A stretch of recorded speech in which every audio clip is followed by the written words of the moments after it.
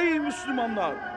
Biliniz ki devletimiz İslamiyet'in adı ve canı olan Moskov, İngiliz ve Fransız hükümetleriyle muharip bulunuyor. Emir-ül-Mü'minin Hazretleri sizi cihada davet ediyor.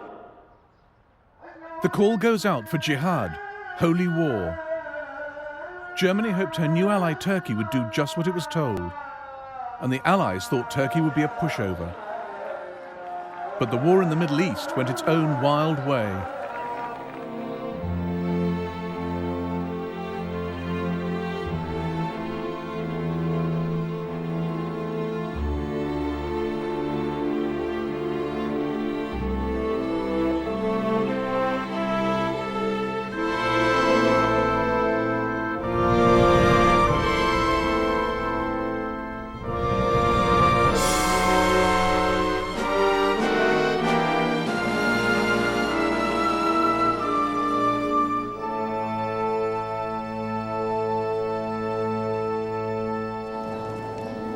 The Kaiser had been cultivating the Ottoman Empire long before the war began. He wore a fez on state visits. He was nicknamed Haji Wilhelm, following rumours that he'd become a Muslim and made the pilgrimage to Mecca. The 300 million Muslims scattered across the globe can be assured that the German Emperor is, and will at all times remain, their friend. Part of Germany's interest in Ottoman Turkey was that they shared a common enemy, Russia. Turkey's position, controlling the Dardanelles Straits, gave her the power to lock Russia up in the Black Sea. And Turkey shared a volatile border with Russia in the Caucasus. Russia is the hereditary enemy of the Ottoman Empire, and her greatest desire is the possession of Constantinople. The Ottoman Empire once stretched from the Arabian Peninsula to the gates of Vienna. But it had lost a third of its territory in a run of disastrous wars. The Ottoman Empire was the sick man of Europe, broke and on the verge of collapse.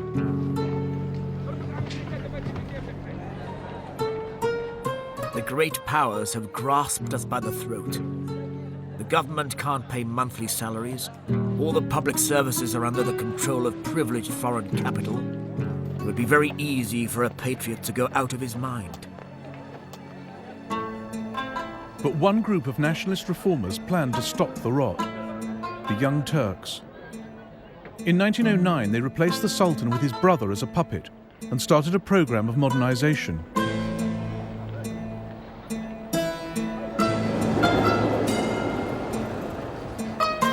They looked for an ally to ward off predators and bankroll the future.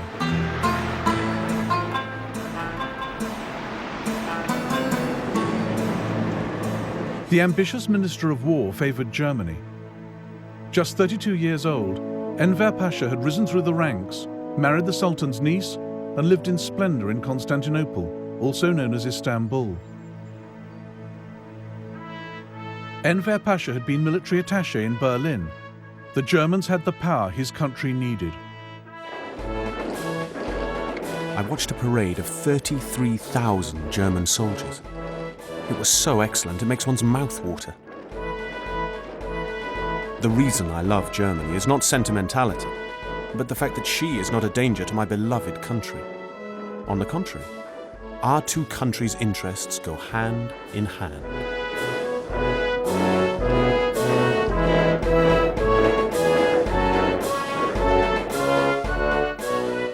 Chief of the German General Staff, Helmut von Moltke, ruled out Turkey as an ally. Turkey is militarily a non-entity. If Turkey was described before as a sick man, it must now be described as a dying man. The flamboyant Baron Max von Oppenheim made the Kaiser think again. An archaeologist and consular official, Oppenheim passed himself off as an Islamic expert. He was also a German agent. He advocated a holy war to bring down the British Empire. When the Turks invade Egypt and India is set ablaze with the flames of revolt, only then will England crumble. For England is at her most vulnerable in her colonies.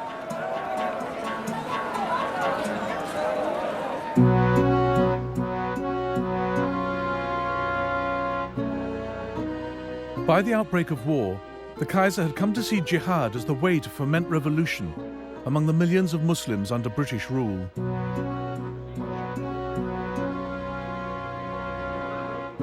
Our consuls and agents in Turkey and India must inflame the whole Mohammedan world to wild uprising. For if we are to be bled to death, at least England shall lose India. The Ottoman Empire had found its ally, Germany. Enver bypassed the Turkish cabinet, secretly signing an alliance on the 2nd of August 1914, while maintaining a public stance of neutrality.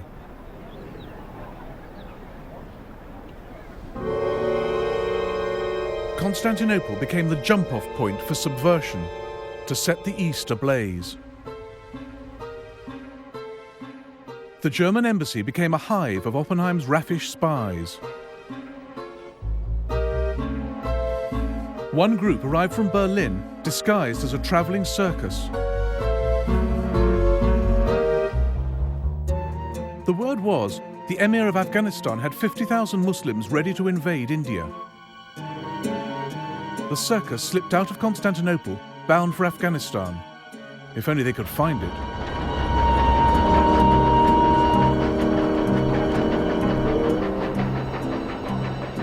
One of the Turks on the mission was Hussein Rauf. What do we know about Afghanistan beyond its name? I can't even visualize its place on the map. I don't know how to get there. Do I go via America?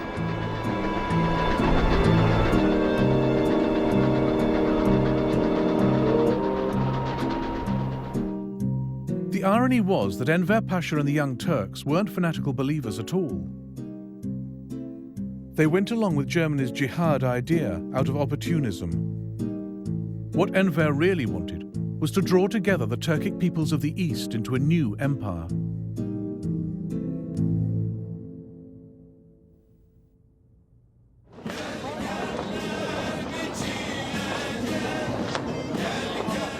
Enver had an army of 800,000, mainly from Anatolia, but also Arabs, Macedonians, Kurds.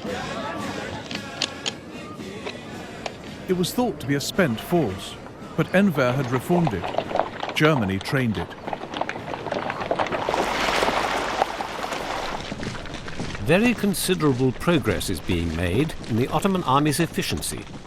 The Turkish forces must now be regarded as a factor to be taken seriously into account. But Turkey still had not publicly declared herself as Germany's ally, and her cabinet was split over whether to fight. But Turkey was desperate for money. So the Germans decided to sweeten the deal and force the Turks' hand. Two of Germany's cruisers, the Goeben and the Breslau, were being chased across the Mediterranean by the Royal Navy. Rather conveniently, they took refuge in Constantinople on the 11th of August 1914. The presence of two German cruisers riding proudly at anchor by the Golden Horn undermined the Turks' pretense at neutrality. So they shrugged and told the world they'd bought the ships.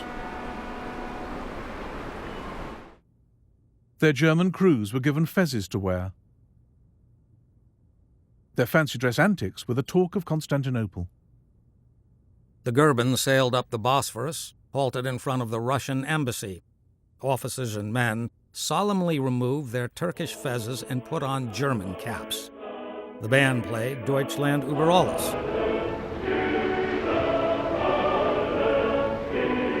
When they'd spent an hour or two serenading the Russian ambassador, they put on their fezzes, then picked up anchor, leaving in the ears of the Russian diplomat the dying strains of German war songs.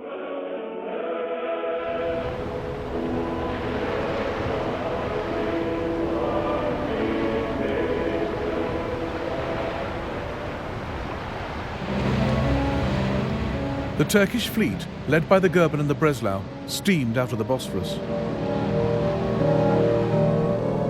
On the 29th of October 1914, they attacked several Russian ports. Enver Pasha had the gateway to the Black Sea mined. The Germans paid over £5 million in gold, securing Turkey as their ally.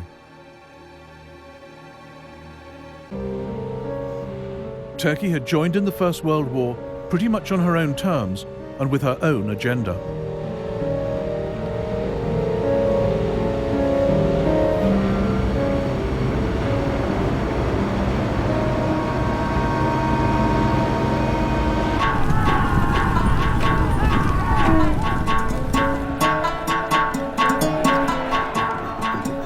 The Persian Muslims are threatening trouble. There is a dry wind blowing through the east, and the parched grasses wait the spark. And the wind is blowing towards the Indian border. Fiction by novelist John Buchan, but based on real fears of an Islamic holy war.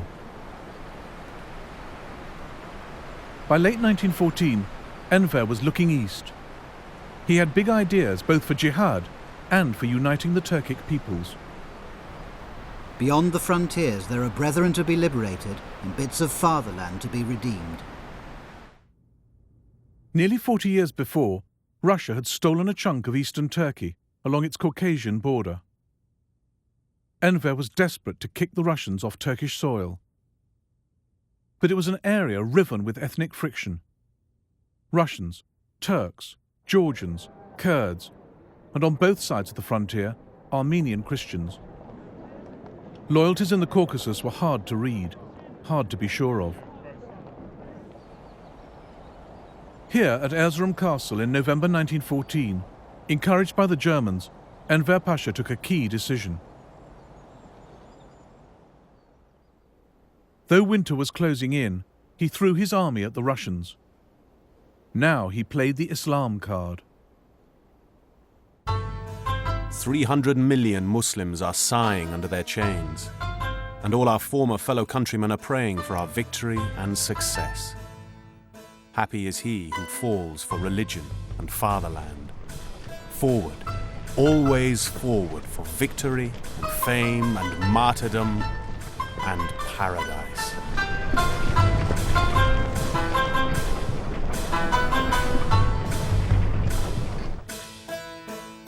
In December 1914, the Turkish 9th Corps marched through the high passes of the Allah Ekber Mountains. The aim was to sweep down on the town of Sarıkamış and encircle the Russians.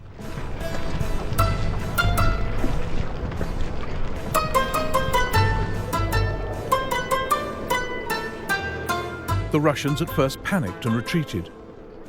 Enver's bold gamble nearly paid off. But then the temperature plummeted, and the Turks struggled into worsening conditions. Enver tried to reassure them. I see that you don't have shoes or coats, but the enemy is afraid of you.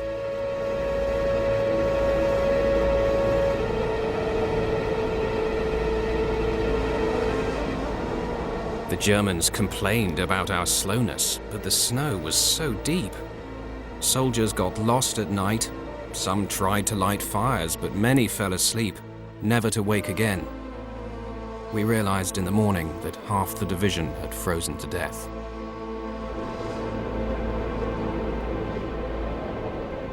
The weather and terrain killed 25,000 Turks before they even made contact with the Russians. The soldiers were terrified of seeing the frozen corpses, and they began deserting their posts.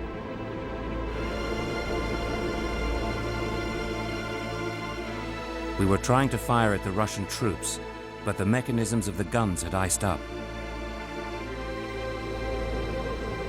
We trembled to think what we lived through during those long and deadly days.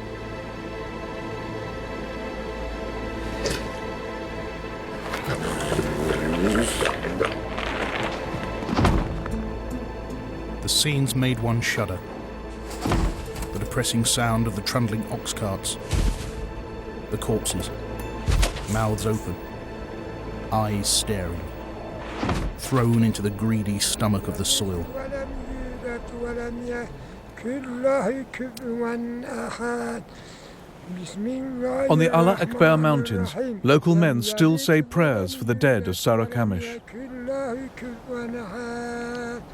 أعوذ بالله من الشيطان الرجيم بسم الله الرحمن الرحيم قل أعوذ برب الفلق من شر ما خلق ومن شر غاسق الله. In 1919, Imdat Demir helped bury the bones. إلا الله والله أكبر. أعوذ بالله من الشيطان الرجيم صدق الله العظيم. سبحان ربك رب العزة عما يصفون وسلام على المرسلين والحمد لله. Enver's grand offensive had ended in catastrophe. He addressed his soldiers before leaving the front. My friends, for almost a month I have seen with my own eyes how you have attacked the enemy. In spite of the harshness of the weather and all kinds of shortages, you broke their resistance. The Sultan and the whole nation congratulates you. I am returning to Istanbul. I pray that you will get more victories and not let the enemy rear his head anymore. I entrust you to the safekeeping of Allah. Now the search for scapegoats began. Enver blamed the defeat not on himself, but on Turkish Armenians serving with the Russians in the Caucasus. Tension between the Turks and their Armenian population was nothing new. But now Turkey had serious fears that the Armenians were bidding for independence. From all countries, Armenians are hurrying to enter the ranks of the glorious Russian army. Let peoples remaining under the Turkish yoke receive freedom. Let the Armenian people of Turkey who have suffered for the faith of Christ receive resurrection for a new, free life under the protection of Russia. The Russians now advanced and the Turks fell back through Armenian areas. Local Armenian resistance was more imagined than real. The Turks responded with disproportionate, preemptive action. Turkish Minister of the Interior, Mehmet Talat, issued the following decree on the 26th of May, 1915. Because some of the Armenians who are living near the war zones have attacked the military forces and the innocent population, certain measures are being adopted, among which is the deportation of the Armenians. The German ambassador in Turkey, Baron von Wangenheim, warned Berlin of the imminent disaster. Such a mass deportation to a destination many hundreds of kilometers away, without sufficient means of transport, via areas that offer neither accommodation nor food, and are plagued with epidemic illness such as typhus, will cost many lives, especially amongst women and children. The town of Harput, key transit point of the forced Armenian exodus. Thousands passed through here to exile in Syria, then part of the Ottoman Empire. American missionary Tacy Atkinson saw terrible sights in Harput. Thousands herded together, mostly women and children, sick, lying everywhere. These people have been on the road 6 weeks. They don't know where they are to go. They have been attacked, robbed, and killed. Armin T. Wegener, a German medical officer stationed in Turkey, photographed the plight of the Armenians. And the American consul on the spot reported to his ambassador. Sir, I have to report one of the greatest tragedies in all history. A revolutionary movement on the part of some of the Armenians was discovered, and severe measures taken to check it. Little distinction being made between people who were entirely innocent and those suspected of being participants in the movement.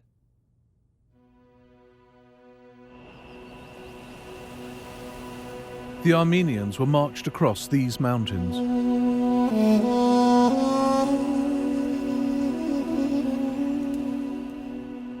Even those who survived the journey were not safe when they reached Syria. as a German diplomat in Aleppo reported. Out of 2,000 to 3,000 peasant women from the Armenian plateau who were brought here in good health, only 40 or 50 skeletons are left. The prettier ones are the victims of their jailer's lust. The plain ones succumb to blows, hunger and thirst. Every day more than 100 corpses are carried out of Aleppo. Perhaps 800,000 Armenians died in all. Whether this was an act of centrally directed genocide is still a matter of furious debate. The Turks deny the charge, saying the Armenians died of exposure, famine, and the actions of bad officials. In June 1916, Mehmet Talat, the Minister of the Interior who'd issued the deportation order, spoke to a newspaper about Turkey's role in the disaster.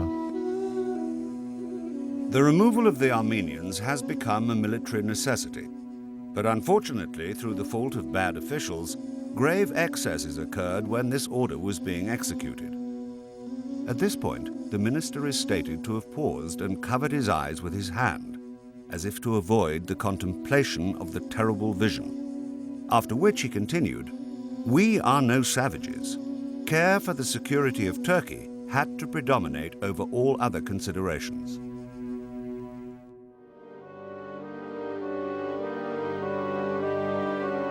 On the 3rd of January 1915, the Russian Tsar, panicking at the Turkish advance on Sarıkamış, urged the Allies to attack Turkey. The British agreed.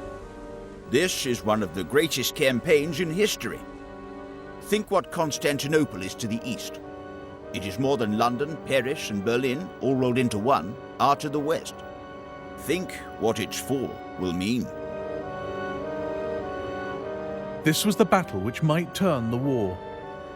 It could cut Germany's route to the east, unlock the Balkans, and open up Russia via the Black Sea. But first, the Navy would have to force its way through the Dardanelles Straits.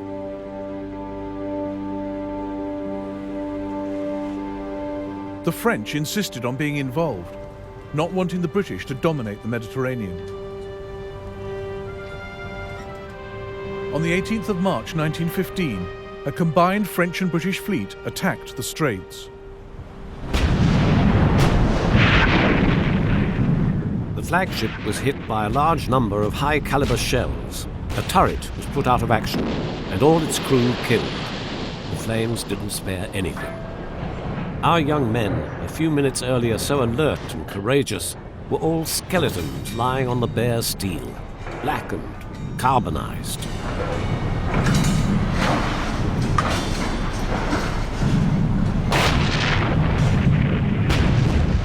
The Turkish guns survived the naval bombardment. The Allied ships were sitting ducks.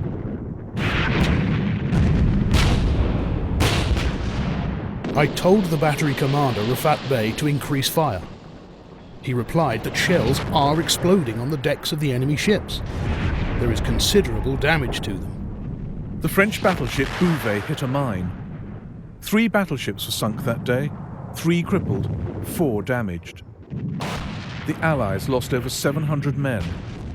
It was a remarkable victory for the Ottoman Empire. The Allies tried again. This time, the Navy would support an amphibious landing of troops.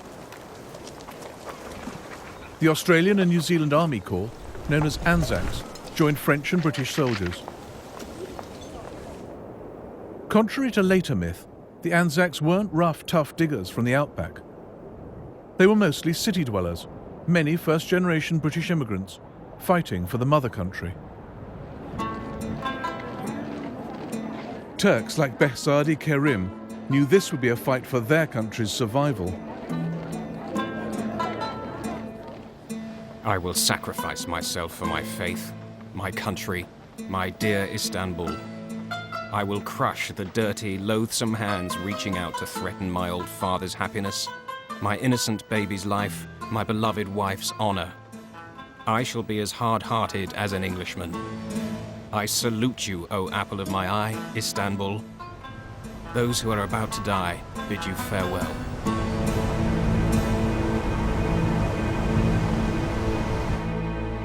On the 25th of April 1915, 70,000 Allied troops went ashore on the peninsula of Gelibolu, Gallipoli. A post-war film reconstructed the battle. Private Robert Atkinson witnessed what was then the greatest seaborne invasion ever. Troops in small boats being towed ashore effect a landing. Terrific bombardment, awful noise rolling around the cliffs. Surprise the Turks. Splendid gunnery by the Navy.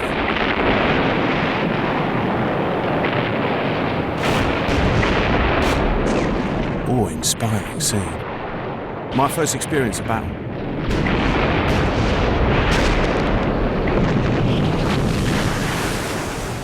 The Anzacs were landed in the wrong place. 8,000 men struggled ashore on a narrow strip of sand hemmed in by steep hills.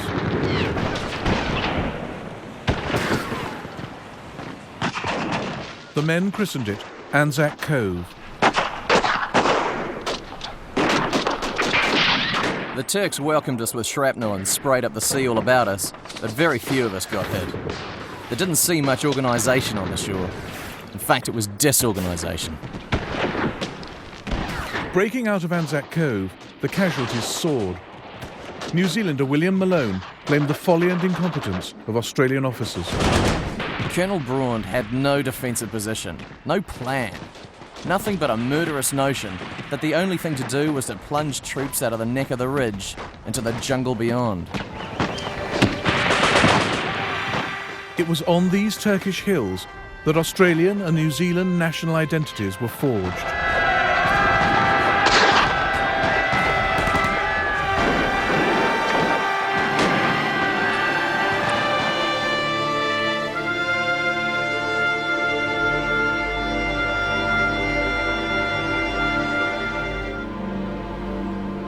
We were singing "This Bit of the World Belongs to Us."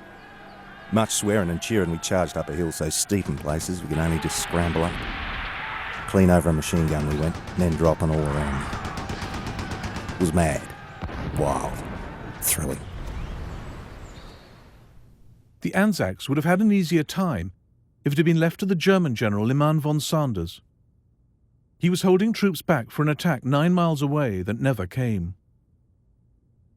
But a 34-year-old Turkish officer, Mustafa Kemal, climbed the peak of Çanak Bayır and saw the Anzac troops approaching and his own men fleeing. Why are you running away? I asked. The enemy, sir, they said. You mustn't run away from the enemy. We've no more ammunition, they replied. I ordered them to fix their bayonets and lie down. And as they did so, the enemy too lay down. We had won time. Mustafa Kemal issued a stark command. I don't order you to attack. I order you to die. By the time we are dead, other units and commanders will have come up to take our place. He sent an angry letter to Enver Pasha, damning their German allies. Liman von Sanders did not know either our army or our country, and did not have time to study the situation properly. I urge you strongly not to rely on the mental ability of the Germans headed by von Sanders, whose hearts and souls are not engaged as ours are in the defence of our country. The Turks contained the Anzac breakout at the Cove. Gallipoli made a hero out of Mustafa Kemal. Within 8 years he became his country's leader, earning the name Ataturk, father of the Turks. The British landing at V Beach went badly. The plan was to run the ship River Clyde onto the shore, her hold no longer full of coal, but men. But she went aground further out, exposing the British to withering Turkish fire.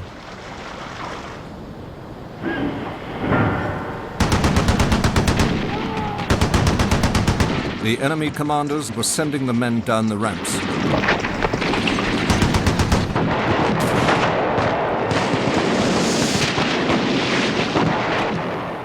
But they could not escape the Turkish bullets. Our fire was very effective, knocking the enemy into the sea.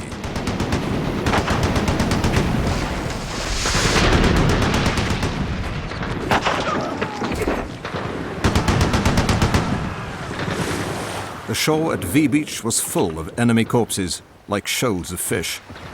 The colour of the sea changed with the blood from their bodies.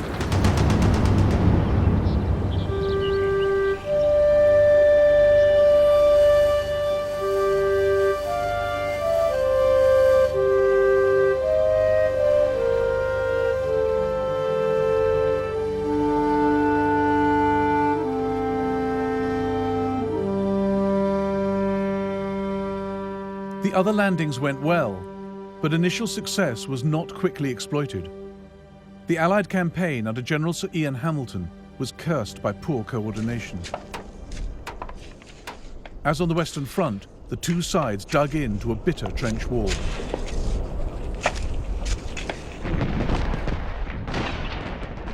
Here, an Australian cameraman scrambles back to help his assistant under fire.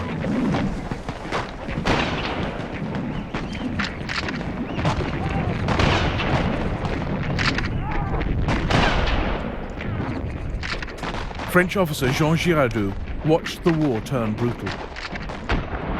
The Australians massacre all the Turks. One Australian told me that the Turks are their national enemy. The conditions at Gallipoli were terrible. Intense heat, bitter cold, little water. Major Burge wrote home to his mother. Respected Madam, sitting fearlessly about 200 yards from 2 million bloodthirsty Turks, I take up my pen. I forgot to mention I've got about 6 feet of solid earth between me and them. The sun is very hot and I am very thirsty.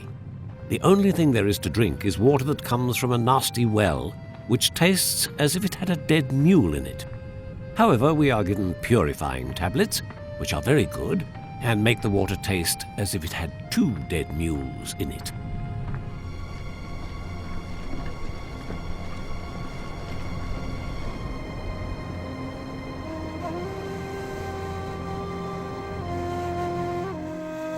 To my highborn royal wife, Ayşe, from your husband, Mustafa Mehmed, Captain, 13th Turkish Infantry.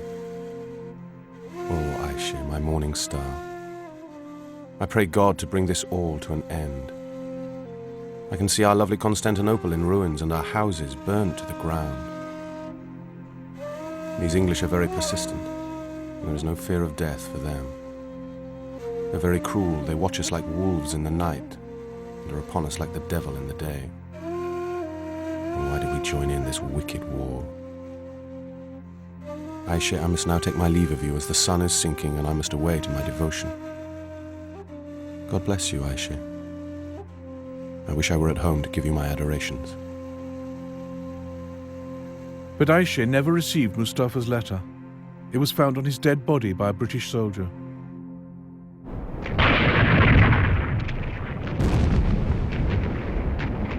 The Turks lost 10,000 men in one afternoon. As spring turned into summer, the stench of the dead became unbearable. Eventually, an armistice was called to bury the dead.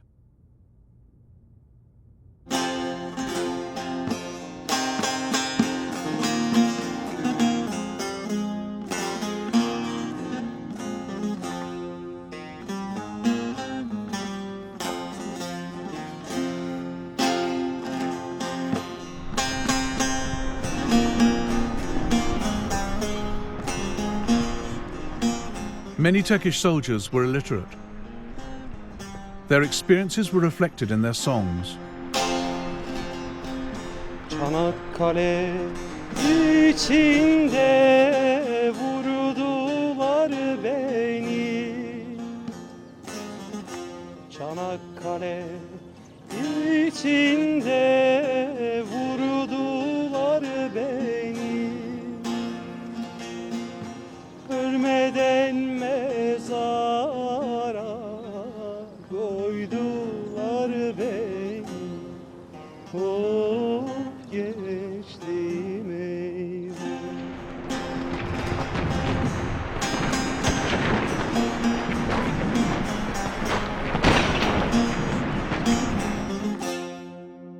Disease became a major killer, particularly typhus and dysentery. My old pal. He was smart and upright as a guardsman. After about 10 days, to see him, crawling about, his backside hanging out. We were trying to lower him down into the latrine. I don't know what happened, but he simply rolled into this foot-wide trench. We couldn't pull him out, we didn't have any strength. He drowned in his own excrement.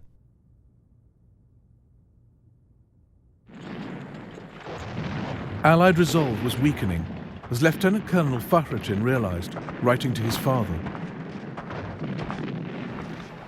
The morale of his troops has sunk so low as to be beyond description.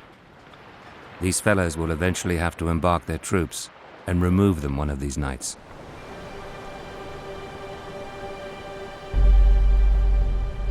On the 20th of December 1915, they did just that.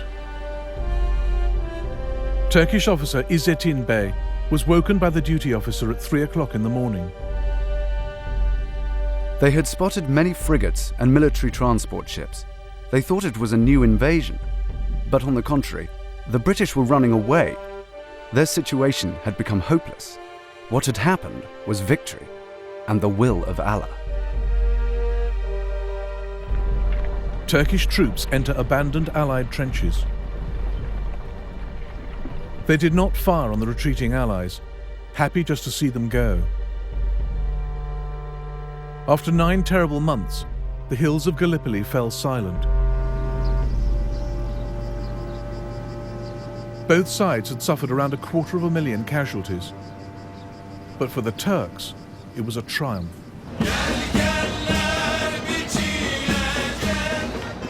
When the enemy finally withdrew, Constantinople was decorated from one end to the other.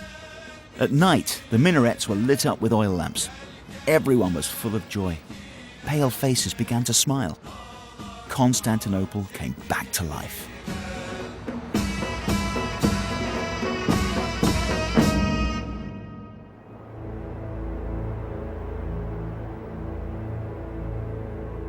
The Germans were still trying to ignite a holy war, Jihad, in the Middle East.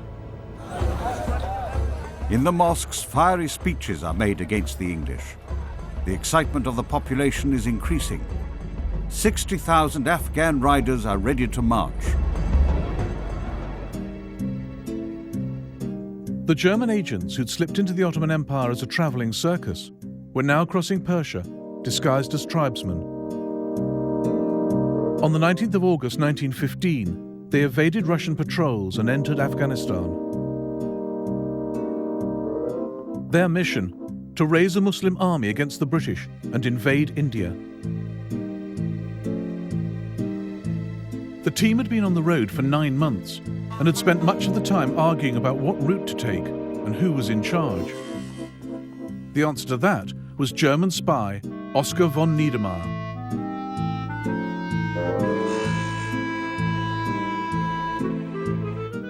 Then Enver Pasha had second thoughts. The Germans, in stirring up countries to revolt against their Russian and British masters, encouraged ideas of independence.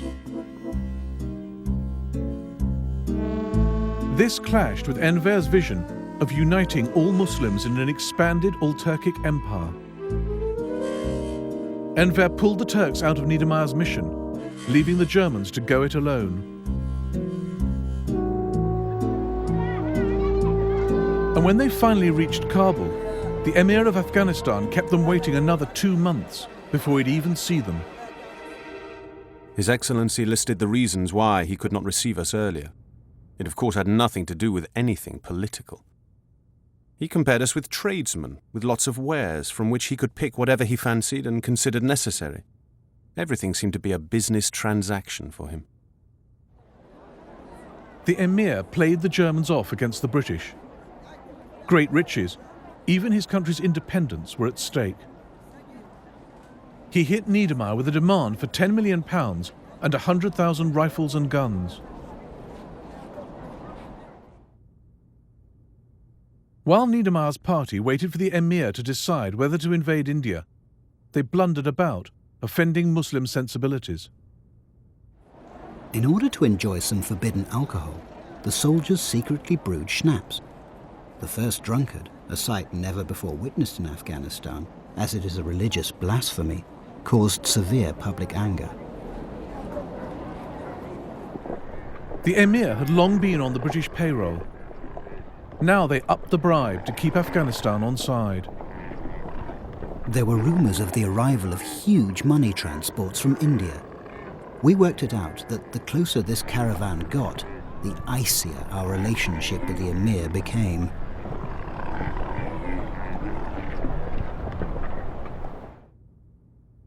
Niedermeyer and the Germans finally realised they were pawns in the emir's game and abandoned the operation. Jihad wasn't set in the east ablaze, but it still had the power to petrify the British. And Enver had no intention of halting his expansionist plans. He sent Colmar von der Goltz, a distinguished German field marshal, to take over command in Iraq and drive the war through Persia into India. Then 72 years old, von der Goltz kept in touch with his family. I could never have imagined that in my old age fate would take me so far out into the world, and that I would travel in the steps of Alexander the Great through countries that filled our imaginations when we were young. Britain decided a show of strength was needed in the Middle East to persuade the Arabs that the British were the masters there, not the Germans or Turks. The capture of Baghdad would create an immense impression in the Middle East, especially in Persia, Afghanistan, and on our own frontier, and would counteract the unfortunate impression created by want of success on the Dardanelles.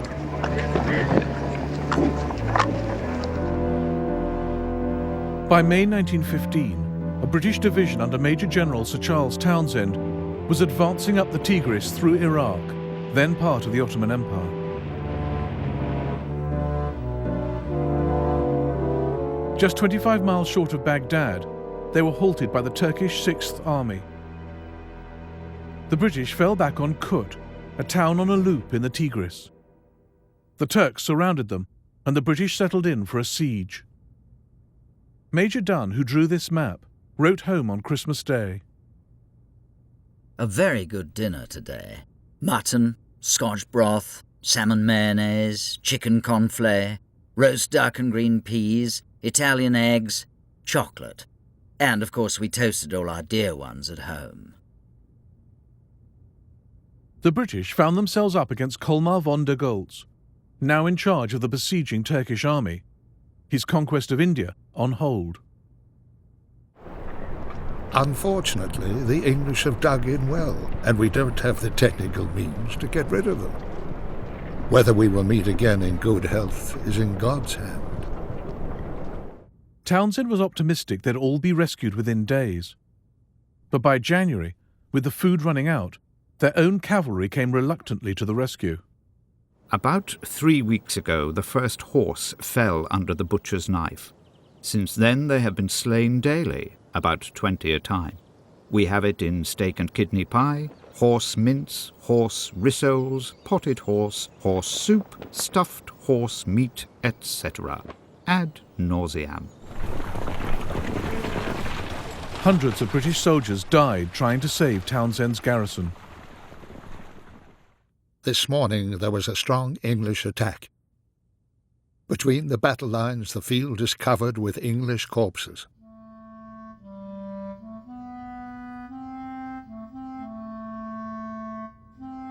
The relieving force downstream has again failed to get through. General Townshend has issued a communique to us. The eyes of India and England are on us, and we shall go down as heroes, which doesn't do us much good. I'd sooner not be a hero in Kut and have plenty to eat.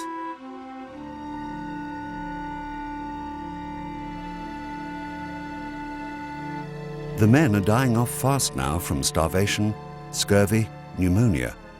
The Tommies are sticking it out better than the Indian troops, who refuse to eat mule or horse.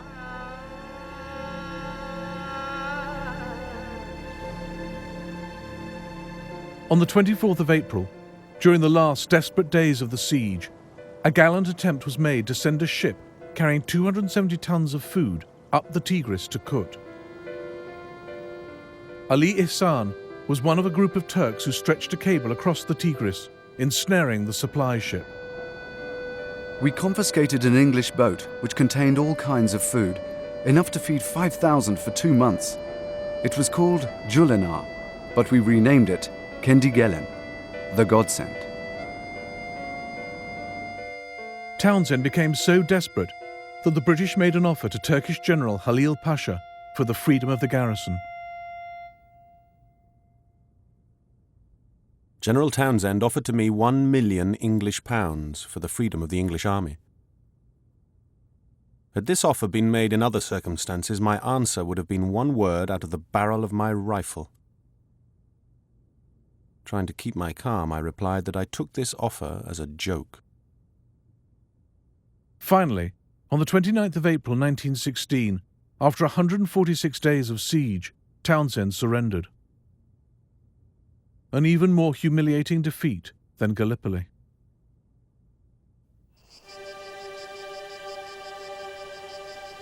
All up now. A terrible pity. Never shall I forget that morning of surrender. We settled down to the melancholy task of destruction. Poor gunners. Some were in tears as the guns they were so proud to have tended were blown to pieces. The Turks marched in at noon and took over the place. By the waters of Babylon, we sat down and wept.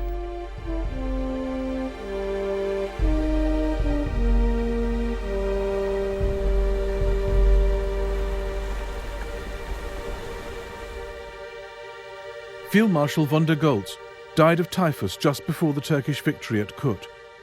But it was in line with something he wrote, an unusually modern and prophetic view. For me, the present war is only the beginning of a long historical development, at whose end will stand the defeat of England's world position.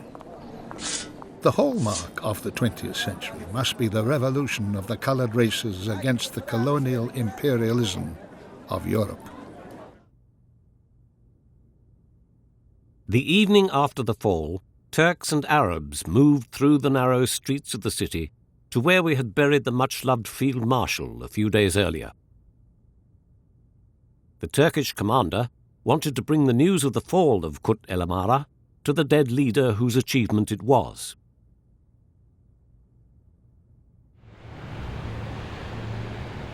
Townsend sailed off to a comfortable captivity in Constantinople.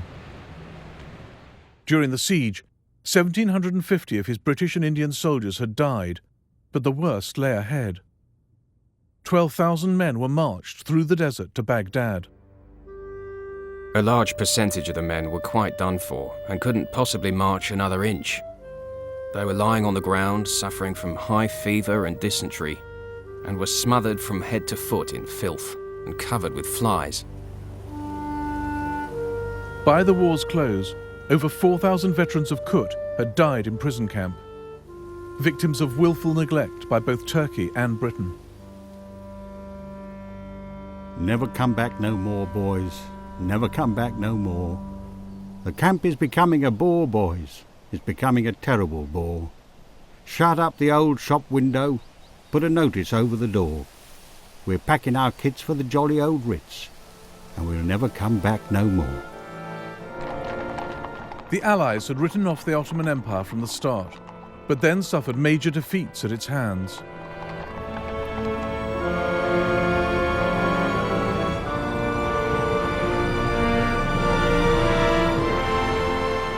The Turks would see out the war. It wasn't Allah or the Germans that kept them fighting to the end, but self-defense and political ambition.